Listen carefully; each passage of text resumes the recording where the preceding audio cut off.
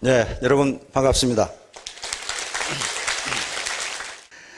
자, 여러분 우측에 보시면요, 애터미 주 500만 불 수출 탑, 요 보이시죠? 이게요, 수출도 무슨 어디 개발도상국 동남아시아에 수출한 게 아니고요, 세계 최고의 선진국인 미국, 캐나다, 일본에 수출한 액입니다. 그것도 금년 6월부터 했어요. 그러니까 내년에는요, 내년에는 아마 1,000만 불이 가능할, 내년이죠. 내년에는 1,000만 불 이상이 될 걸로 그렇게 생각합니다.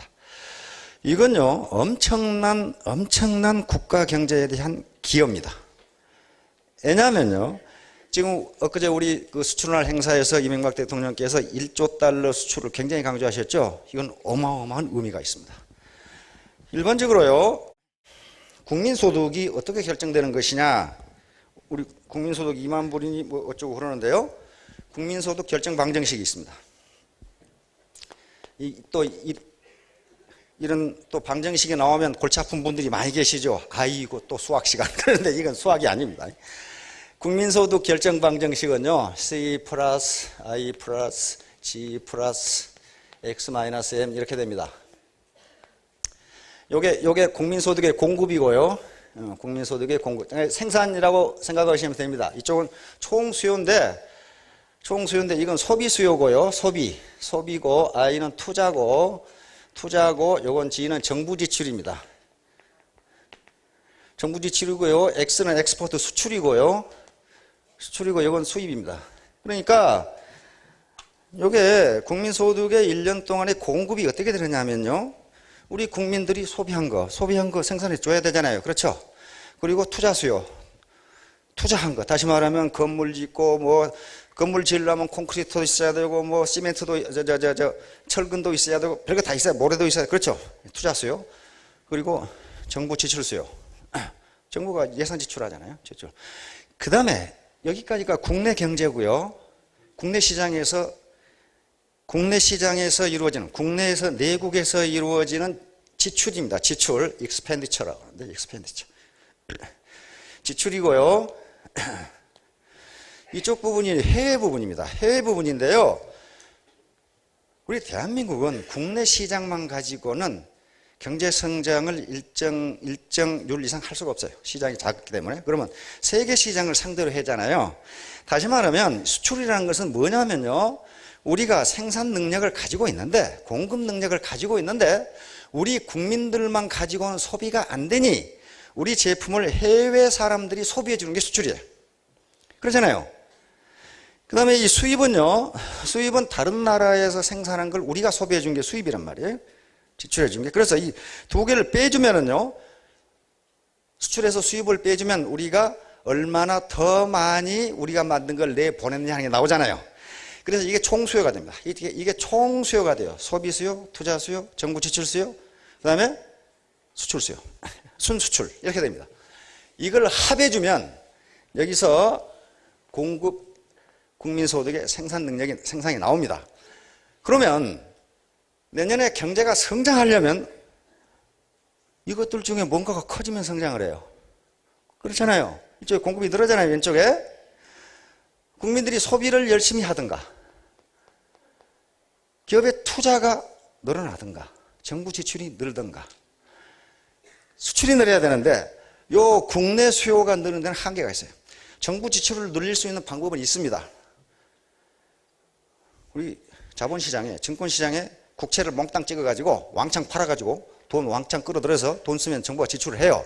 그런데 그거 어떻게 해야 돼? 나중에 세금으로 갚아야 되고, 너무 요게 많아지면 또 뭐가 되냐면요, 인플레가 돼요. 그래서 함부로 할 수가 없어요. 함부로 할 수가 없으니까 안정적으로 성장을 하기 위해서는 요 수출이 늘어져야 돼요. 수출이. 그래서 우리나라의 수출을 뭐라고 부르냐면 성장 동력이라고 부릅니다. 성장의 엔진 오브 그로스라고. 이게 수출이에요. 성장 동력이거든요, 저게. 그래서 이 수출이 그만큼 중요해요. 그런데 이 다단계 회사에서 500만 불을 달성했어요. 첫 해. 그것도 6월부터 그랬어요. 그래서 내년 되면 1,000만 불이 넘어갈 겁니다. 이건요, 국민경제, 국가경제에 엄청난 파워를 주는 겁니다. 세계 모든 물건이 들어와 있는 미국 시장, 캐나다 시장, 그리고 까다롭기로 저명한 일본 시장에 수출한 거예요, 이게. 예. 거기서 500만 불을 달성했다는 것은 다단계 업체로서는 역사상 없었던 일입니다. 앞으로도 없을 거고. 그래서요, 이 수출에 기여하고 있는 업체다. 그리고 내년에는 더 많아질 거다. 이렇게 생각하시면 됩니다. 그래서 이것은 누가 말을 듣고 안 듣고가 아니고 자기가 직접 판단해 보셔야 돼요. 오늘 제가 드리려고 하는 말씀은요, 최소유로 법칙이라고 하는 건데, 아유, 이게 돈 된다고 해서 왔더니 돈 버는 얘기는 안 하고 왜 저 얘기만 하고 있을까? 뭐 그렇게 생각하셔도 됩니다. 그런데 어제 그 뉴스를 보니까 우리 저 야구 김성근 감독이 또 어디 또 감독을 맡으셨대요. 그 독립 야구단 해가지고 어디라든가 고향 뭐라든가. 근데 그 양반도 야구 감독으로 계속 하시다가 집에 놓으시니까 좀 심심하신 모양이에요. 그리고 다음 달부터 훈련을 하기로 했는데 이번 달부터 하신다고 또 그러더라고. 그런데 야구 선수들이니까 방망이로 볼 치는 연습을 해야 되는데 그게 아니고 해머를 가지고 타이어를 치고 있더라고, 전부 다. 야구 선수들인데 해머를 가지고 타이어를 쳐요, 이렇게. 그러면 다른 사람들이 보면 야구 놈들이 왜 해머를 가지고 타이어를 치나?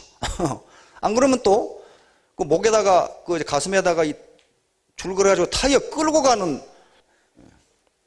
그런데 해설하는 분들의 얘기를 들으면 하체가 튼튼해야 야구를 잘한답니다.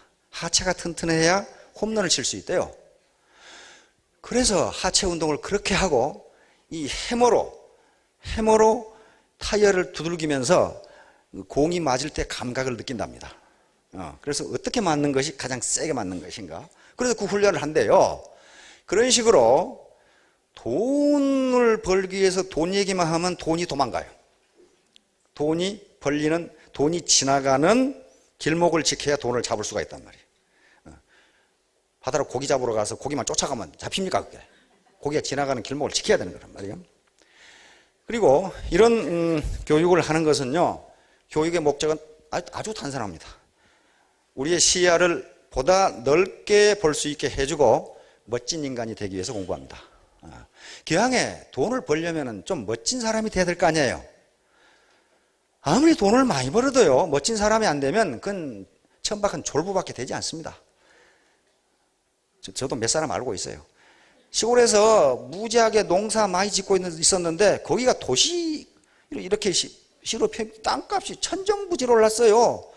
그래서 맨날 농사만 짓던 양반이 이게 수백억 부자가 됐어요.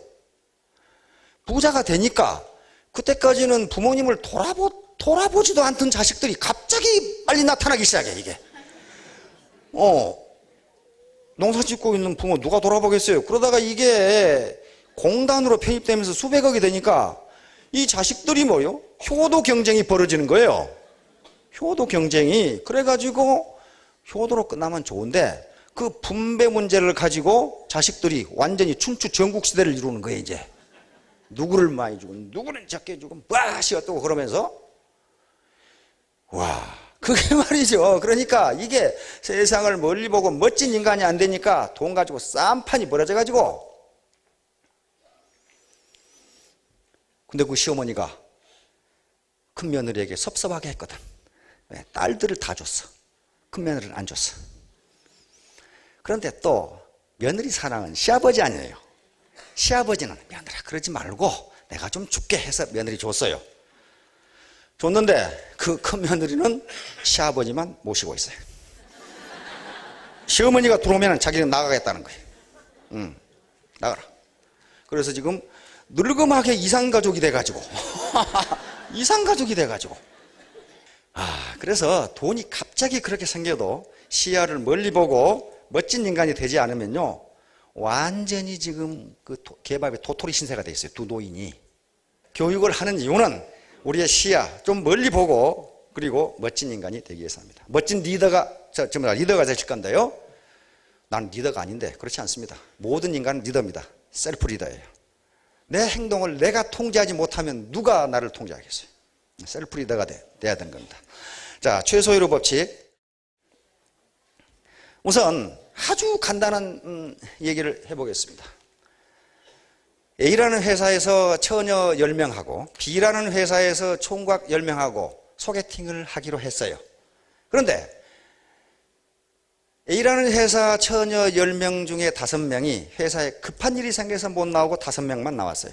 그러니까 총각은 10명인데 처녀는 5명밖에 없어요.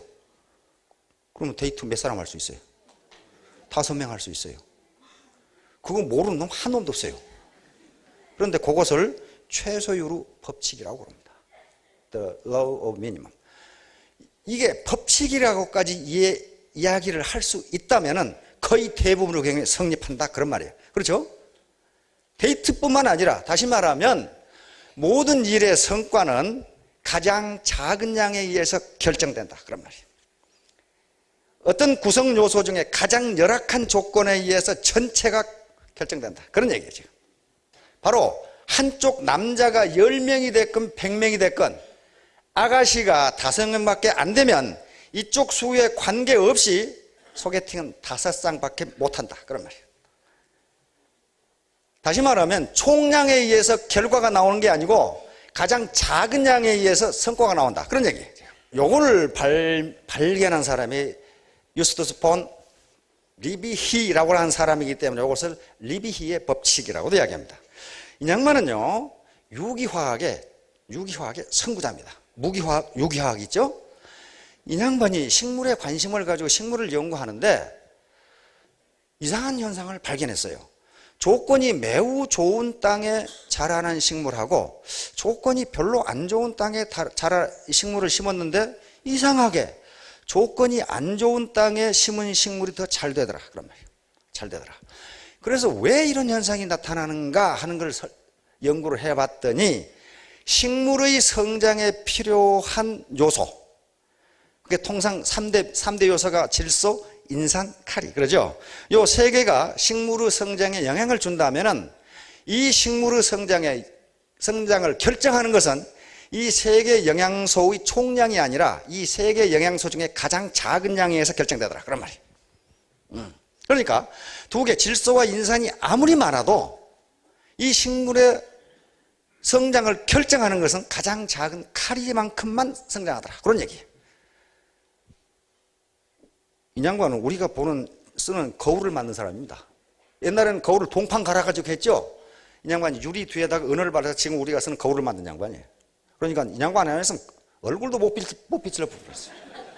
이 양반이 요걸 발견하고 이걸 그래서 리비히의 법칙 또는 최소유로 법칙이라고 이름을 붙였습니다. 그런데 이것은 거의 대부분의 이걸 로라고 붙였으니까 법칙이라고 붙였으니까 거의 대부분의 경우에 성립한다는 거예요. 인간세에도 그대로 적용된다. 여기 미시적 차원과 거시적 차원인데 무슨 말이냐면은 식물이 자라는데 예를 들어서 질소, 인산, 카리 요 세 개 영양소가 필요하다고 하면 이 식물은 세 개 영양소 중 가장 작은 양에 의해서 성장이 결정될 뿐만 아니라 식물이 자라는 데는 거시적으로 영양분도 필요하고 햇빛도 필요하고 온도도 필요하고 물도 필요하고 그렇죠? 요게 필요한데 영양분, 물, 햇빛, 온도 이렇게 있으면 이 중에 가장 나쁜 조건에 의해서 이 식물은 성장이 결정된다 그런 말이에요. 아무리 다른 조건이 좋아도 햇빛이 안 비치면 그놈의 식물은 안 된다 그런 말이에요.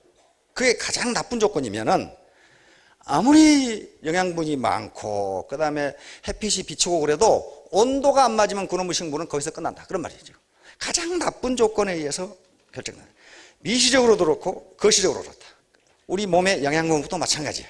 우리 몸의 영양이 만약에 이 탄수화물, 단백질, 그 다음에 지방질 그리고 비타민, 미네랄 이렇게 필요하다고 가정하겠습니다. 이 중에 탄수화물, 지방질, 단백질 요것은 풍부한데 미네랄도 풍부한데 비타민이 부족하면 요 하나 때문에 그 사람 건강은 이곳에 의해서 결정된다 그런 말이에요.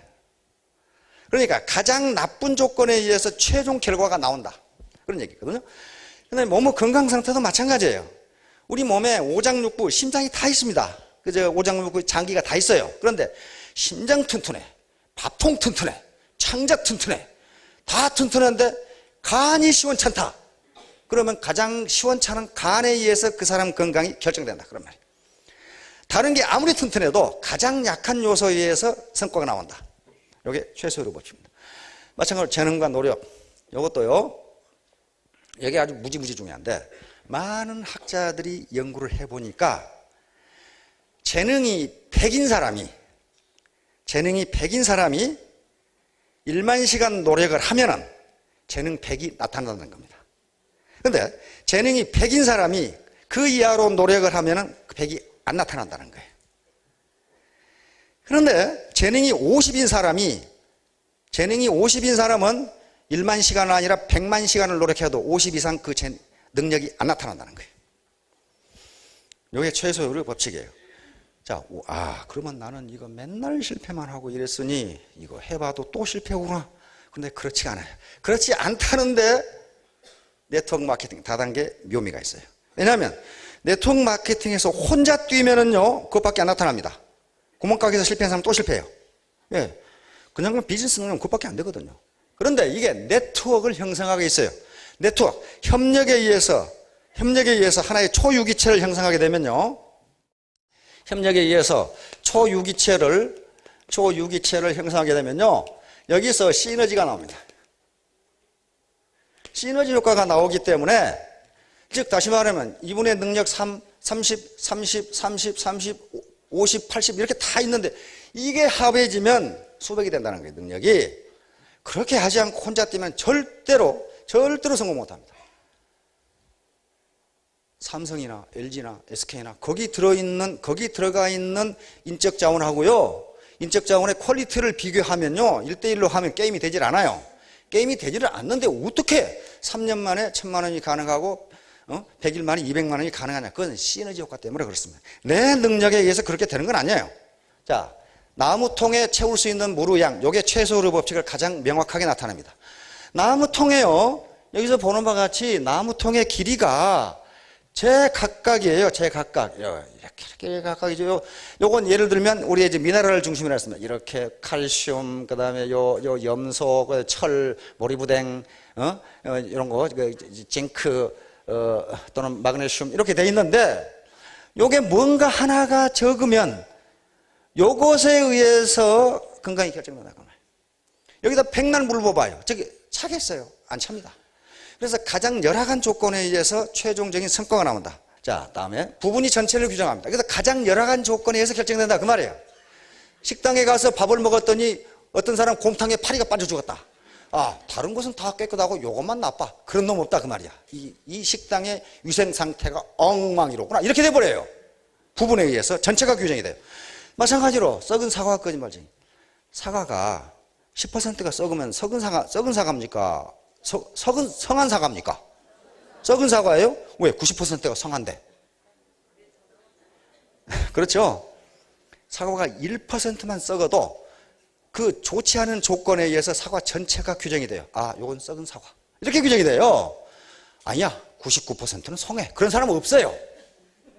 마찬가지로 인간도 이 젊은이는 굉장히 지금요, 이 거짓말을 안 하게 정직하게 생겼는데, 가정을 합시다. 이 젊은이가 90%는 참말을 하는데 10%는 거짓말을 한다. 그러면 90%를 믿고 10%를 안 믿는 게 아니라 전체를 안 믿어요. 저 새끼 거짓말쟁이. 그렇게 안 믿어버려요. 사실은 90%를 참말을 하기 때문에 다수결 원칙에 의하면 이 사람은 정직한 사람이에요. 그렇잖아요? 그런데 인간은 그렇게 생각하지 않는다. 가장 나쁜 조건에 의해서 그 사람 전체를 규정해버린다. 쇠사슬의 강도 마찬가지. 쇠사슬이 쭉 있는데 각 쇠사슬이 100개가 있는데 그 중에 99개는 100톤을 유지할 수 있고 1개가 50톤밖에 유지 못한다면 그 쇠사슬의 강도는 50톤입니다. 99개가 100톤을 유지해도 아무 소용없어요. 50톤. 이렇게 가장 약한 것, 가장 열악한 조건에 의해서 결정된다. 그런 얘기.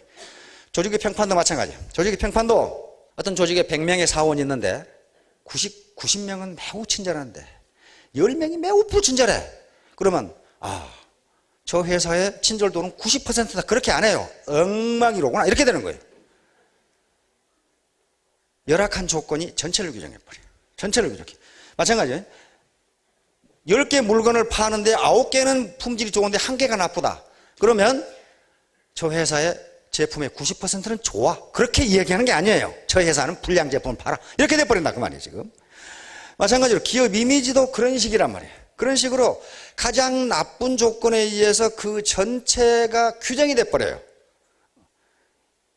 사람들이 그렇게 생각한다 그 말이에요. 그렇게 생각하는 것이 옳으냐 그러냐의 문제가 아니에요. 지금 그렇게 생각한다. 자, 다음 인재와 최소로 요 스펙과 최소로 법칙도 마찬가지예요. 오늘 스펙이란 말을 많이 쓰는데요. 또 드라카라든가 이런 세계적인 학자들은 단점을 생각하지 말고 장점을 개발하라 그런 말을 합니다. 근데 그 말은 맞는 말인데 잘못 이해하면 안 돼요. 만약에 자기가 하는 일에 결정적 약점이 있다면 아무리 다른 곳의 스펙이 깊고 넓어도 그 약점에 의해서 그 사람 평가가 나와버려요. 일은 무지무지하게 잘하는데 술만 먹으면 주사가 있다. 새끼 술주정뱅이자고. 이렇게 된단 말이에요. 결정적 약점이 있으면 안 돼요. 그리고요, 학자들의 연구에 의하면 좋아하는 것과 잘하는 것은 다르답니다. 부모들이 자녀들에게 좋아하는 일 하고 살게 해줘야지 그 말은 맞는데 그 좋아하는 일을 잘하는가를 봐야 된다는 거예요. 잘하는가. 지금요 가수가 되겠다고 뛰는 젊은이들이 무지무지 많아요. 내가 아는 우리 조카도 한 놈 있어요. 근데 그 애는 일찌감치 마음 고쳐 잡수는 게 좋지. 왜? 그 애는 노래를 무지 좋아하지만 잘하지는 못해요. 잘하지는 못해요. 좋아하는 것과 잘하는 건 다르다 그런 말이에요. 다르다. 좋은 예가 마이클 조단입니다. 마이클 조단 아시죠? NBA의 스타잖아요. 그런데 자기 아버지가 교통사고로 죽고 하면서 NBA를 떠났죠. 시카고 불스 떠났죠. 그런데 마이클 조단이 제일 좋아하는 운동이 농구가 아니고 야구라네. 또 야구. 그래서 미 프로야구단에 들어갔어요. 들어갔는데 어떻게 됩니까? 메이저리그에는 올라오지도 못하고 마이너리그에서 헤매고 앉았다가 아이고 이건 못하겠네 하고 나왔죠. 시카고 불스로 와서 다시 시카고 불스에 뛰니까 어떻게 됩니까? NBA 챔피언을 3번이나 해버렸죠. 분명히 마이클 조단이 좋아하는 건 야구지만 잘하는 건 농구라 이 말이에요. 요걸 아무리 좋아한다고 해도 자기 자녀의 자질이 그걸 잘할 수 있는지를 봐야지. 좋아한다고 무조건 시키면 그건 인생 자체가 실패할 수가 있어요. 왜? 잘 못하거든. 좋아는 해요. 좋아는. 좋아는. 그래서 이런 것들도 스펙을 발전시키는데 좋아한다고 무조건 시키면 안 된다. 그 다음에 이제 요 T형 인재, A형 인재는 설명을 해야 되는데요. 과거 농경 시대는요. 농경 시대는 일자형 인재면 됐습니다. 일자형. 다시 말하면 건전한 상식만 가지고 있으면요. 지식인으로 취급을 받고 사회적으로 대접을 받고 공무원도 할 수 있고 선생님도 할 수 있고 다 할 수 있었어요. 건전한 상식만. 왜? 이 당시 기술 수준이라든가 지식 수준이 그렇게 깊지가 못해. 아니, 그 당시 유전공학이 있던 것도 아니고 생명과학이 있었던 것도 아니고 농사 짓는 게 손 경험으로 했기 때문에 건전한 상식만 있으면 사회적으로 인텔리 대접을 받았습니다. 제가 아는 어떤 우리 당숙분도요, 중학교 나오셨거든. 중학교 나오셨는데 평생을 지식인 대접을 받으면서 자기가 지식인이라고 이렇게 살았어요. 중학교 나오고, 일제시대 중학교 나오면 굉장하죠? 굉장했어요. 근데 그 당시 중학교 책을 보면요, 초등학교 3학년 책만도 못해요. 왜? 지식 수준이 그밖에 안 됐어요. 그밖에 안 됐어요. 컴퓨터가 있습니까? 수학이 있습니까? 아무것도 없어요. 그런데 그 당시에 일반적 지식 수준이 그 정도였기 때문에 수평적으로 광범위한, 예를 들면 미국의 수도는 워싱턴이다, 이 정도만 알아도 와, 어떻게 그걸 아셨냐고 이렇게 하던 시대니까 건전한 상식만 있으면 지식인 대접을 받았고, 대학을 졸업하면 평생 지식인으로 대접을 받으면서 살았어요. 왜? 지식의 발전 속도가 느렸으니까. 그러다가 산업화 시대가 되면서 수직적 지식을 원하게 된다. 즉 전문 분야의 깊은 지식을 가져야 된다. 왜? 기술이 막 사정없이 발전하니까 내가 전자공학자면 전자공학만 해야지 다른 건 농학 볼라 뭐 볼라 그 시간이 없어요. 그래서 이때 대학을 보세요. 학과가 계속 세분화돼요. 그렇죠? 화학과만 하더라도 화학과, 화공학과, 화학 뭐과 왜? 깊이 들어가야 되니까 하나로. 그러다가 지식정보화 시대가 되면서 그것만 가지고는 안 돼요. 뭐가 되냐면은 지식과 기술의 융합이 이루어집니다. 이제 대학 보세요. 학과가 이제 합해져요, 이제. 예를 들어서 하나의 기계를 만들려고 생각해 봤어요. 기계공학만 가지고는 그 첨단 기계를 만들 수가 없어요. 그렇잖아요. 전기공학 해야지, 전자공학 해야지, 컴퓨터공학 해야지, 수학 해야지, 그다음에 화학, 심지어는 바이오까지 다 해야 그 새로운 기계를 하나 만들어낼 수 있어요. 지식이 이렇게 합해지지 않으면요, 아무것도 만들어내지가 못해요, 지금. 여러분들이 지금 타고 다니는 자동차만 생각해 보세요. 그 옛날에 기계공학 하나만 가지고 됐는데, 기계공학 하나가 되겠어요, 그게 지금? 온갖 첨단 기술이 다 들어가 있어요. 전자공학, 컴퓨터공학, 그 다음에 뭡니까? 이거 타이어, 유리, 별놈 게 다 들어가 있어요. 그러니까 이게 기술이 복합이, 융복합이 되지 않으면요, 실제로 어떤 분야에서든지 성공할 수가 없어요. 그래서 이런 인재를 이제 산업화 시대를 거치면서 수평, 수직 이렇게 해서 이제 뭐가 되겠습니까? 십자형이 된단 말이에요. 십자형 인재가 필요하게 돼요. 십자형. 이것은 수평적으로는 광범위한 상식. 다시 말하면 옛날에 생산부서에 있는, 기업의 생산부서에 있는 사람은 생산만 생각하면 되는데, 그 백날 생산해서 안 팔리면 어떡할 거예요? 그래서 생산부서에 있는 사람도 마케팅을 알아야 되고, 디자인을 알아야 되고, 재무를 알아야 되고, 이런 식으로 수평적으로 자기와 관계되는 것에 대한 상식이 없으면 기계적으로는 좋은데 안 팔리는 물건 만들어 놓는다, 그런 말이에요. 그래서 이런 십자형 인재를 요구하는 거예요. 수평적으로 폭넓은 상식, 그리고 수직적으로 자기 분야에 대해서는 전문적 지식, 요걸 필요하는 거예요. 요걸 우리는 십자형 인재라고 말이 왔는데, 토요타에서 T형 인재라고 이렇게 하면서 전 세계적으로 퍼져나갔어요. 다시 말하면 수평적으로는 광범위한 상식, 수직적으로는 자기 업무 분야에 대한 깊은 지식, 요걸 가진 사람만 토요타의 인재가 될 수 있다, 이런 얘기예요 지금. 요게 세계 전반적으로 지금 퍼져나갔어요. 근데 저는 T형보다는 십자형이 더 좋아요. 왜냐면요, 이놈들은 여기를 막아놨어. 그러나 십자형이 뚫고 올라가잖아요, 이게. 뚫고 올라가야 돼. 그러나 하여간 T형 인재라고 소문이 나 있으니까 T형 인재라고 합시다. 그래서요, 요즘은 대학을 졸업하고 화학과 나온 사원도, 너 그거 놔두고 이쪽 컴퓨터하고 일해봐. 그러면 저 못하는데요? 그럼 쫓아내버려요. 알아야 돼요. 알아야 된단 말이에요. 자, 그래서 저는 여러분들에게 T형의 인재는 어떤 인재해야 되는가? 저는 여기서 A형 인재라고 이렇게 얘기하겠습니다. A형 인재. 이 T형 인재만 가지고 안 되고 A형 인재가 돼야 된다. A형 인재. A타입이 돼야 된다. A타입은요, 여러 가지 의미가 있는데요. 요게 묘하게 A자가 생긴 게 사람인자.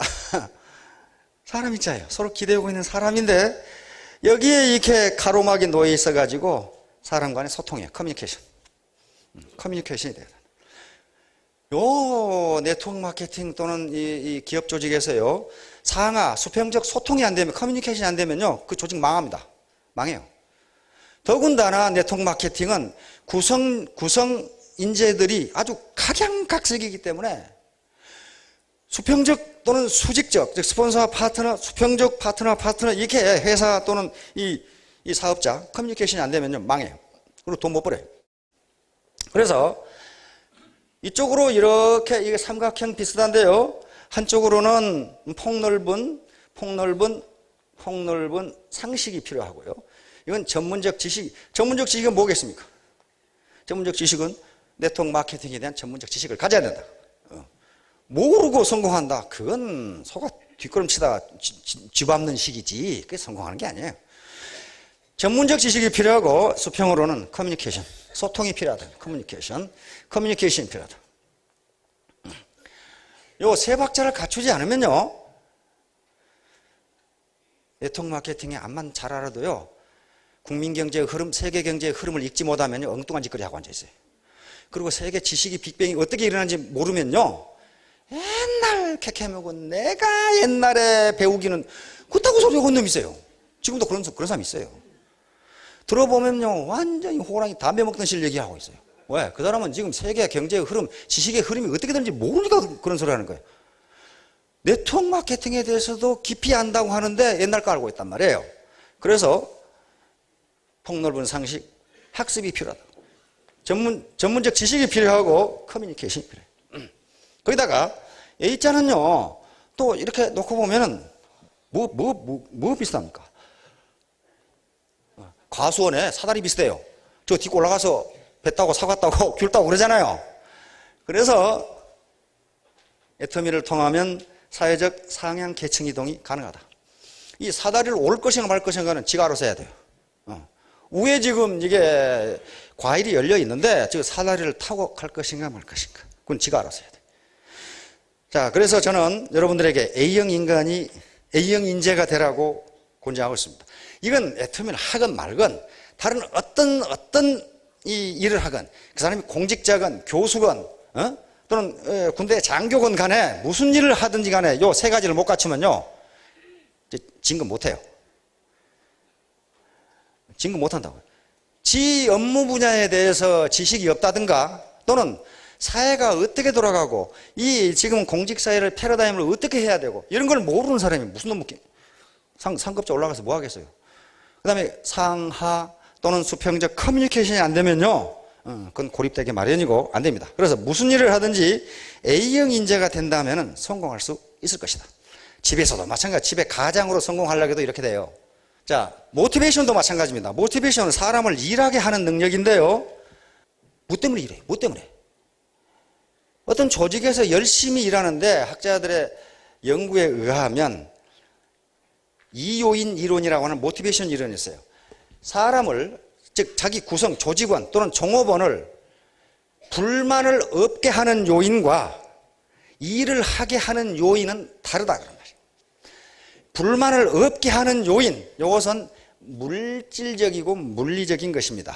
예를 들면 방 안의 온도가 쾌적하다든가, 그런데 방안이 컴컴하고 온도도 안 맞다. 그럼 어떻게 됩니까? 불만스럽죠? 이게 뭐 이래 이거. 그렇게 된단 말이에요. 그 다음에 점심을 엉터리로 준다든가, 점심밥이 맛이 없다. 그럼 뭐가 됩니까? 그게 불만 요인이 돼요. 불만 요인이 됩니다. 그런데 이 불만을 없게 하는 요인은, 또는 임금을 너무 적게 준다든가, 그러면 이게 불만 요인이 돼요. 불만, 물리적이고 환경적인 요인들이 전부 다 불만 요인이 돼요. 그런데 이 불만 요인을 해결해 주면 일을 열심히 하느냐? 안 하더라. 그런 말이에요. 안 하더라. 다시 말하면 점심을 한 그릇 주다가 두 그릇 줬더니 일을 두 배 하더라. 그러는 법이 없더라. 그 말이 조사해 보니까. 방을 어둡게 했다가 밖에 해줬더니 일을 더 잘하더라. 그런 게 없더라. 그 실험이 있어요. 미국에 실험을 했습니다. 그거 아니더라. 그 말. 아니더라. 단지 뭐가 없어져요? 불만이 없어질 뿐이지 일할 수 있는 모티베이션이 되는 것은 아니더라. 일할 수 있는 모티베이션은 어떻게 일어나느냐? 일 그 자체에서 나와. 일 그 자체. 내가 하는 일이 보람 있는 일이냐? 그놈은 환경이 나빠도 열심히 하더라는 거야. 그 다음에 이 일을 누가 인정해 주려고 칭찬해 주느냐? 열심히 하더라는 거야. 열심히. 그 다음에 그 일을 함으로써 자기가 자기 발전이 된다고 보느냐? 그건 열심히 하더라는 거야. 돈 안 줘도 열심히 하더라는 거야. 그것은 이건 내 발전에 도움이 돼. 그러면 열심히 하더라는 거야. 그래서 불만을 없애는 요인을 없애면 일을 열심히 하는 것이 아니라 불만만 없어지더라. 그런 말이야. 봉급을 2배로 올려줬더니 일을 2배 하더라. 그런 놈은 한 놈도 없더라 이 말이야. 그럼 불만만 없어져요. 그러나 모티베이션은 안 돼요. 그러나 일 그 자체에서 보람을 느끼고 누군가가 보람 있는 일을 했다고 칭찬해주고 인정해주고, 그리고 책임감도 그게 들어가. 책임감 뭐냐면은 이 일은 김 과장 알아서 해. 자네가 판단해서 자네가 하게. 나한테는 결과만 얘기해. 그러는 경우에 일을 훨씬 열심히 하더라 이게. 야 임마, 내가 시키는 대로 해. 안 하더라 이게. 자식 말이야. 너는 머리 쓸 거 없어. 내가 시키는 대로 해. 그러면은 모티베이션이 안 되더라는 거예요. 그래서 여러분들이 요 애터미 사업을 할 때도 아이고, 내가 목구멍이 포도청이요. 그렇게 일을 하시면요, 목구멍이 포도청이 안 되는 순간 일을 안 해요. 그러나 이 일이 보람이 있고, 내가 우리 부모님을 잘 모시고, 우리 자녀들 할 수 있는 공부를 하게 해주고, 요게 보람이란 말이에요. 자기 실현이란 말이에요. 요것이 목표가 되면은 일을 더 열심히 한다. 요런 얘기, 모티베이션 이론입니다. 이제 성공과 최소의 법칙. 요 성공 함수는, 제가 몇 번을 얘기했는데요. 무슨 일을 하든지, 이제 애터미 사업을 중점으로 얘기하겠습니다. 성공을 하려면은요, 필요 조건과 충분 조건이 갖추어져야 됩니다. 여기서 R은 소득이고요. R은 소득이고, X는 제품입니다. 제품. Y는 시스템이고, Z는 절대 시간 투자고, 요 E는 운입니다. 운수, 재수예요. 재수. 그래서 요걸 함수식으로 써보면요, 앞에 뭔가 붙어 있겠지만은, 이 K를 상수라고 하면요, 아마 X, Y, Z, E 이런 식으로 고부 형태로 되어 있을 것이다. 자, 고부 형태로 되어 있다는 것은요, 요게 K는 상수거든요. X, Y, Z, E. 이 고부 형태로 되어 있다는 것은, 이거 플러스가 아닙니다. 플러스가 아니고 고부 형태로 되어 있다는 것은, 이 중에 가장 작은 것에 의해서 전체가 결정된다. 그런 말이에요. 예를 들면, X도 좋고, Y도 좋고, 운도 있는데, 전혀 엉덩이를 안 움직인다. 그 어떻게 성공을 하냐 말이에요, 그게. 가장 좋은 조건에 의해, 작은 조건에 의해서 전체가 결정된다. 그런 얘기예요, 지금. 마찬가지로, 백날 열심히 뛰어도, X, 제품이 엉터리다. 그거 됩니까? 그거 안 돼요. 암만 열심히 뛰어도 안 돼요. 그것은 안 되게 돼 있어요. 그래서, 이 중에, 변수가 이런 게 있는데, 이 중에 가장 작은 것에 의해서 결정된다. 따라서 X, Y, Z 이것을 필요 조건이라고 그럽니다. 성공하기 위해서는 반드시 필요하다. 그러면 제품, 시스템, 그리고 시간 투자 반드시 필요한데 그렇게 한다고 성공하느냐 그 말이에요. 성공 못해요. 성공 못하는 경우가 있다. 뭐가? 이게 노이즈인데요.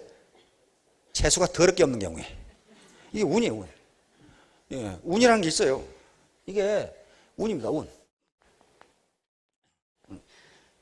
재수가 더럽게 없는 경우에 안 돼요. 내가 늘 강조를 하는 게 재수 없는 놈은 뒤로 넘어져도 코가 깨져요. 왜 뒤로 넘어지는데 코가 깨져요? 뒤통수가 깨져야 되는데. 그 재수가 없어서 그런단 말이에요. 그러나 재수가 있는 놈은 쇠똥에 미끄러져도 이뿐이 치마 밑으로 넘어진다. 그 얼마나 횡재예요, 그거. 자기가 일부러 넘어진 건 아니에요. 쇠똥에 미끄러졌어요. 미끄러졌는데 이뿐이 치마 밑으로 넘어진다. 그러면 이분이 치마 밑으로 넘어졌으면 그 다음 스텝을 어떻게 할 것은 지가 알아서 해야 돼. 지가 알아서 해야지 그걸 어떻게 하라고 누가 가르쳐줘요, 그것을. 예? 여러분들은 다행히 애터미의 정보를 들었고 운이 좋은 거예요. 왜냐면요, 이런 회사는 내가 보니까 없어요. 진입비가 없어요. 유지비가 없습니다. 진입비라는 게 여기에 등록하려면 제품을 얼마 이상 사야 된다는 거 지금 암에 들고 다 그렇게 해요. 그렇죠? 그리고 수당을 받기 위해서 한 달에 물건을 얼마 이상 사야 된다는 규정이 있어요. 그거 안 사면 안 줘요. 아무것도 안 줘요. 그러니까 근데 애터미는 그런 게 아무것도 없어요. 지가 하고 싶으면 하고 말고 싶으면 말고 그렇게 돼 있어요, 지금. 그래서 이런 회사, 그 다음에 장인순 박사라는 분이 우리하고는 전혀 모르던 시대에 무슨 해모임을 만들고 그런 연구를 하고 있었어요. 그냥 그거 연구 안 해도 원자력 연구소장이니까 봉급 다 나와요. 그거 하면서 고생 무지 하셨거든요. 그냥 그거 연구하느라 머리가 하얘진 것 같아요. 별로 좋지 않은 머리 가지고 계속 쓰다 보니까 이게 이제 그게 우리의 운이에요. 우리가 그걸 연구를 하라고 그랬습니까? 뭐라고 그랬습니까? 우리의 운이라고요, 그게. 운. 그 다음에 SBT라는 회사를 설립해가지고 애터미에 그걸 팔도록 했어요. 그것도 대단히 우연한 기회에 그렇게 됐거든요. 우연한 기회에. 그게 우리는 단지 그걸 애터미에게 파란 소리도 안 했고, 그런데 우연히 그 정보를 듣고 여기 왔어요. 다시 말하면 이분이 치마 밑으로 넘어진 거예요, 지금. 여기서 어떻게 할 것인가? 계속 허우적거리면서 이분이 치마만 보고 있을 것인가? 그건 알아서 하실 일이고. 자, 그러면 요걸 이제 리덕션 해봅시다. 요걸 좀 더, 인간은 복잡한 건 잘 이해가 안 돼요. 매우 간단하게 해야 이해가 돼요. 그걸 환원주의라고 합니다. 환원주의. 세상을 음과 양으로 나눠버린다든지, 오행, 화수, 목, 금, 토, 오행으로 나눠버린다든지 하는 것은 세상이 하도 복잡하니까 그것을 간단하게 이해하기 위해서 그렇게 만든 겁니다. 그러면 여기서 K는 상수고 X는 제품이기 때문에 제품은 사업자가 결정할 수 있는 성질의 것이 아닙니다. 회사가 기본 컨디션이고 이것은 이 사업을 할 것인가 말 것인가를 여러분들이 결정을 할 때 제품을 판단을 하셔야 돼요. 이건 할 만한 가치가 있다 하면 하시고 없으면 그만두는 게 좋습니다. 그래서 이 제품과 그 다음에 상수, 이것은 이것을 K, 상수로 놓을 수가 있습니다. 그 다음에 이건 시스템이고 이건 투자고 E는 재수가 좋다고 생각하면 그 값이 1이니까 1이면 상수로 없어져요. 그렇죠? 그래서 소득은 이렇게 결정된다. 그 말이에요. 소득은 이렇게 결정된다. 문제는 이제 시스템하고 투자인데요. 시간 노력인데 시스템은 두 가지가 있습니다. 하나는 회사의 보상 시스템이라든가 회사의 가격 시스템, 품질 시스템, 교육 시스템, 이벤트 시스템 등등 또 물류 시스템. 이건 회사가 가지고 있는 시스템이기 때문에 개인 사업자가 어떻게 할 수 없는 부분이에요. 그렇잖아요. 개인 사업자가 자기 보상 플랜을 만들 수는 없잖아요. 그렇죠? 그래서 개인 사업자 입장에서는 이 시스템은 회사 시스템은 기본 컨디션입니다. 주어진 조건이에요. 그러나 그것만 가지고는 성공 절대로 못합니다. 자기 시스템을 만들어야 돼요. 자기 시스템을 만들지 않으면요, 일반 회사의 시스템 속의 하나의 부품, 분자처럼 돼가지고 이건 성공 못해요. 반드시 자기 시스템을 만들어야 돼요. 자기 시스템을 만들어요. 회사 시스템 기본 컨디션으로 하고 자기 시스템을 만들어요. 자기 시스템. 그래서 자기 시스템, 나를 중심으로 해서, 나를 정점으로 해서 이 시스템을 만들어 가지 않으면요, 성공 못 합니다. 그런데 개인은 어떤 회사라든가 삼성전자다. 자기 시스템 못 만들어요. 어떻게 자기가 자기 부서 마음대로 만듭니까? 그건 안 돼요. 본부에서 만들라는 대로밖에 못 만들어요. 그러나 이것은 자기 마음대로 시스템을 만들어 갈 수가 있어요. 이 시스템을 만들지 않으면요, 평생 소득이 되질 않습니다. 되질 않아요. 시스템을 만들지 않으면 마치 구멍가게나 또는 회사원처럼 자기 노동 투입해서 자기 팔아서 오는 수익 그것밖에 없어요. 그렇게 되는 경우는 노동 투입이 끝나면 소득이 제로가 됩니다. 그렇죠? 자기 시스템을 가지고 있는 경우에는 자기 노동 투입이 끝나도 역시 마찬가지 소득이 들어옵니다. 그래서 반드시 자기 시스템을 가져야 돼요. 그래서 이제 결국은 사업자의 성공은요, 두 가지 변수에서 결정되는데, 하나는 자기 시스템을 얼마나 크고 양질로 만드느냐. 이건 누가 못 해줘요. 근데 혼자 하는 게 아니에요. 누가 같이 합니까? 스폰서, 옆에 파트너하고 같이 합니다. 같이 하는데 자기가 엉덩이 붙이고 있으면 자기 밑에 해주느냐? 안 해줘요. 같이 해야 된단 말이에요. 같이 하면은, 혼자 하면은 능력이 0.5밖에 안 되지만 같이 하면 2가 나오고 3이 나올 수 있다. 그런 말이에요, 지금. 그래서 이 시스템 속에 다시 또 다른 서브 시스템이 계속 있는 거예요. 이 시스템을 어떻게 크게 양질의 시스템을 구축하느냐, 그러기 위해서 내 노동 투입을 얼마나 하느냐, 요거에 의해서 소득은 결정된다. 시스템 구축과 노동 투입 시간은 동전의 양면입니다. 가만히 있는데 시스템이 구축됩니까? 안 돼요. 반드시 노동 투입을 해야 시스템이 구축되고, 이 노동 투입이 구멍가게나 또는 이 전문직이라도 관계없으나 의사나 우리 아들 한의사인데 이 자식 출근 안 하면 돈 하나 못 벌어요. 지가 한의사지만은요, 자기 노동 투입이 있어야 돈이 들어와요. 그 시스템이 돈 벌어주는 게 아니에요, 지금. 그런데 시스템을 갖추면은 시스템이 돈을 벌어줍니다. 모두에게. 자, 요것이 있기 때문에 여기서 최소율의 법칙이라는 것은요, 가장 이것도 열악한 조건에 의해서 결정된다. 그런 말이에요. 아무리 노동 투입을 많이 하고 제품이 좋고 회사 시스템이 좋아도 자기 시스템이 형편없으면요, 그것에 의해서 자기 소득 수준이 결정돼 버려요. 다른 거 아무리 좋아도 그렇다 그 말이에요. 그래서 제품은 기본 컨디션이고 회사 시스템은 기본 컨디션이면은 여러분들이 하셔야 될 것은, 우는 이제 정보를 얻었으니까 일이라고 가정하자 말이에요. 그렇지만 자기 시스템과 자기 노동 투입, 이것에 의해서 소득이 결정될 것이다. 일반 회사는 그렇게 안 됩니다. 암만 열심히 해도요, 봉급 딱 정해져 있어요. 자, 공무원도 마찬가지예요.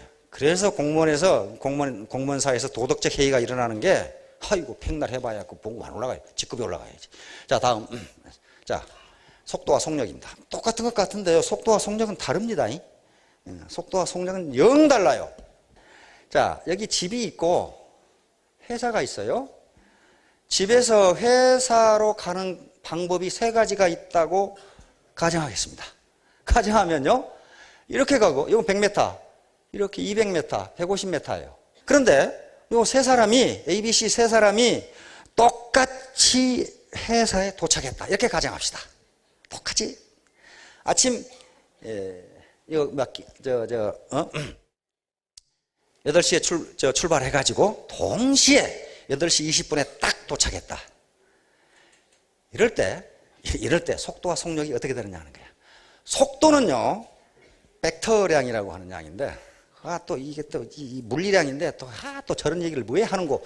나중에, 고등학교 다니는 자녀한테 물어보면, 그거요? 이렇게 설명해 줄 거예요. 벡터량은요,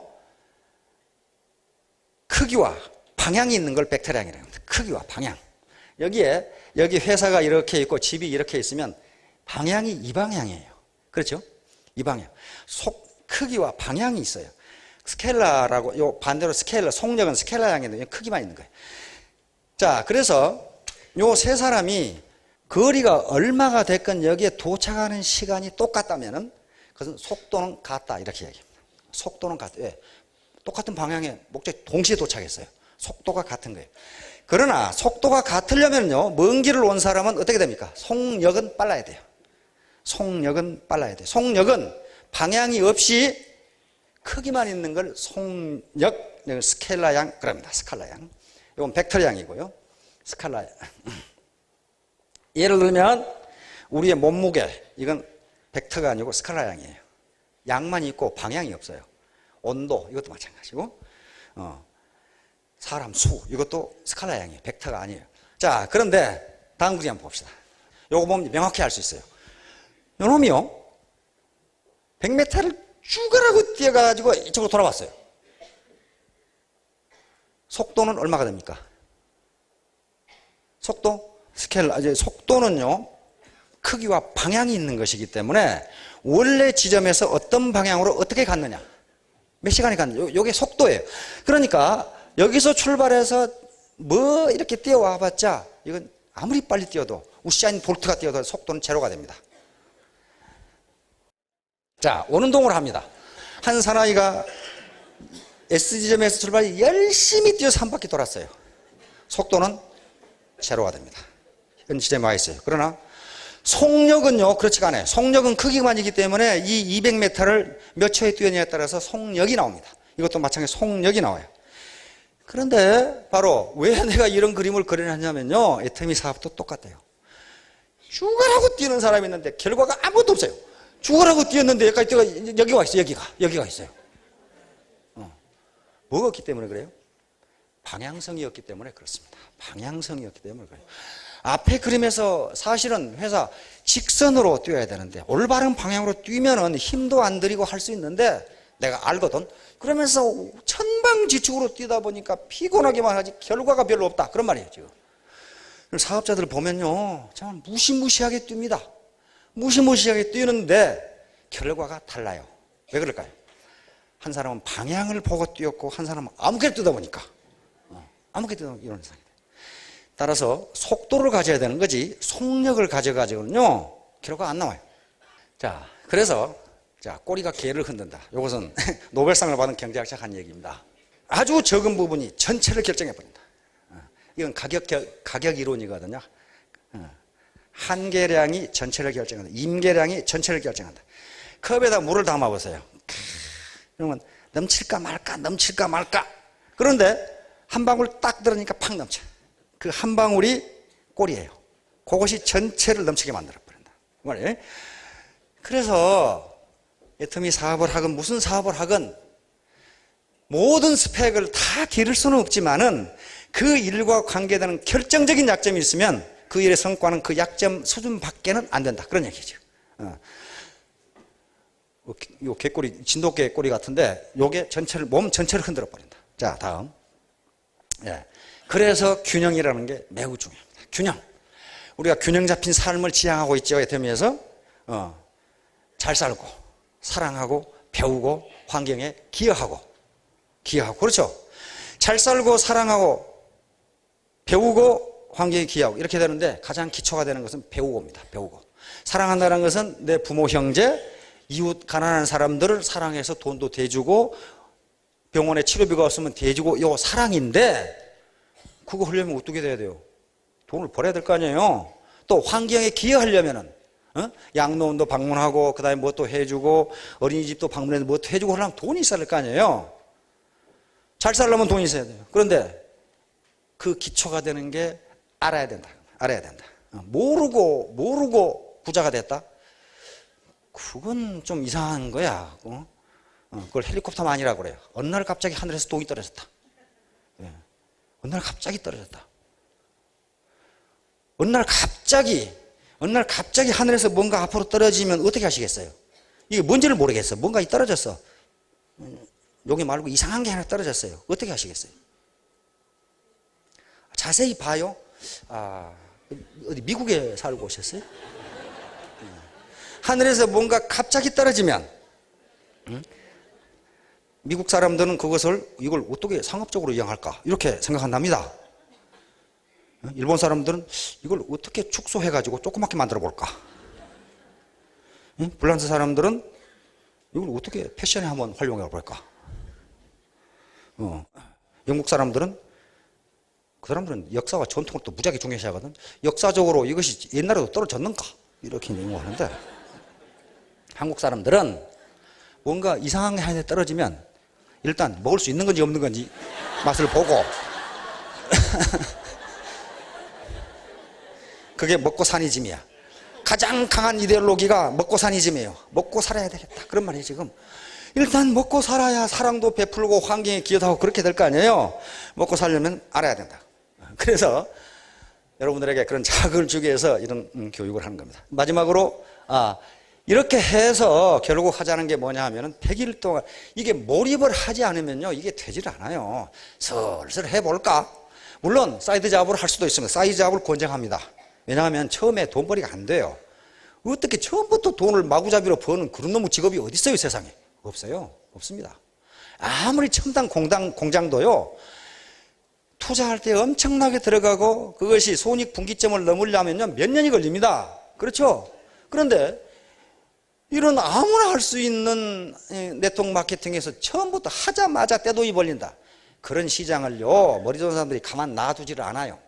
이게 참 더러우니까 놔뒀지 그냥 놔두질 않아요. 그래서 몰입을 하지 않고 거기에 집중을 하지 않으면요 그래서 100일간의 판매사가 가장 중요한 겁니다. 아까 위로 올라가는 사다리의 첫 단계예요. 여기만 올라가면 밑에서 밀어서 올라가게 돼 있어요. 왜? 뒤에서 계속 사다리로 올라가야 되는 자기가 앞에서 가만히 있을 수가 없어요. 군대에서 그걸 똥차라고 그래. 똥차가 앞에 있으면 계속 밀고 가죠. 자, 이와 같이 최소율의 법칙이라는 것은요 자연 현상에도 그대로 적용되지만은 우리 인간사 성공에도 그대로 적용됩니다. 그래서 모든 걸 잘할 필요는 없지만은 내가 하는 일에 결정적인 약점이 있다면 모든 성공은 그 결정적인 약점에 의해서 결정됩니다. 그러면 어떻게 할 거냐? 나는 이것도 말도 잘 못하고 지식도 별로 없고 학력도 없고 그래서 네트워크를 형성해서 협력을 해서 하나의 시너지 초유기체를 슈퍼오가니즘을 형성하라는 거예요. 그렇게 되면 같이 성공합니다. 같이. 나는 똑똑하니까 나 혼자 할 수 있거든. 그 사람 성공 못합니다. 자, 여러분 모두 성공해서 큰 부자가 되시기 바랍니다. 감사합니다.